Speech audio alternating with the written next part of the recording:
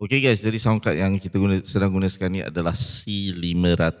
Okay, jadi korang boleh tengok kat situ, dan sekarang ni Amlik nak tunjuk korang satu tips lah untuk korang gunakan mikrofon dynamic macam ni, iaitu kita kalau macam ni kan, nama dia on noise cancelling kan, korang boleh tengok dia ada pemprosesan sikit kan.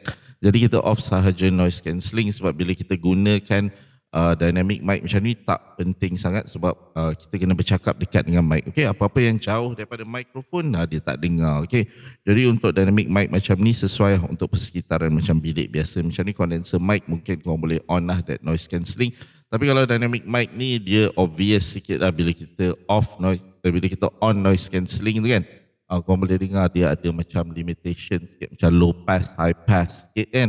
Jadi bila kita off kan noise reduction tu, dia tidak mengganggu sound kita. Okay, jadi kalau korang nak fuller sound macam tu, make sure korang duduk di bilik yang senyap sikit. Lepas tu korang gunakan dynamic microphone dan korang offkan noise cancelling, pemprosesan untuk noise cancelling tu. Okay, harap membantu. Kalau korang berminat dengan sound card C500 yang adik sedang guna sekarang ini, macam ni korang boleh check out dekat Baik Kuning. Nampak tu C500. Memang it's a very beautiful sound card.